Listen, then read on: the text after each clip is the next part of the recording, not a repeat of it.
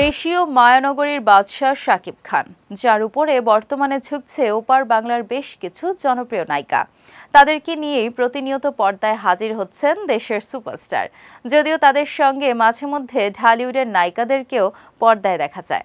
বর্তমানে শাকিব ব্যস্ত আছেন আসন্ন রোজার ঈদে মুক্তি পেতে যাওয়া তার অভিনীত সিনেমা বরবাদের প্রচারণা নিয়ে।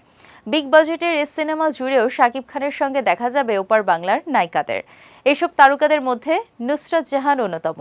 এই অভিনেত্রী শুধু কলকাতায় নয়, বাংলাদেশেও বেশ জনপ্রিয়। এবার শাকিবের সঙ্গে বরবাদ সিনেমায় বিশেষ আকর্ষণ হিসেবে আইটেম গান চাঁদ মামাতে দেখা গেল পশ্চিমবঙ্গের প্রথম সারির এই নায়িকাকে।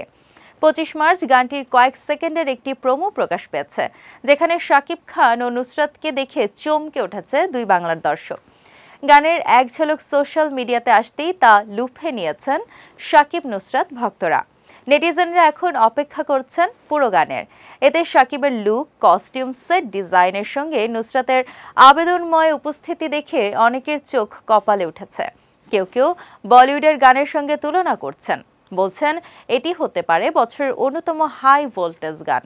কেউ আবার ফেসবুকে লিখেছেন, মিমির সঙ্গে শাকিবের লাগে উড়াধুরা গানটি ছাড়িয়ে যেতে পারে চাঁদ মামা। সম্পূর্ণ গানটি 28 মার্চ শাকিবের জন্মদিন উপলক্ষে প্রকাশিত হবে রিয়েল এনার্জি প্রোডাকশনের ইউটিউব চ্যানেলে। এর আগে শাকিবের সঙ্গে নাকাব ছবিতে অভিনয় করেছিলেন নুসরাত। এবার দেখা যাবে আইটেম গানে।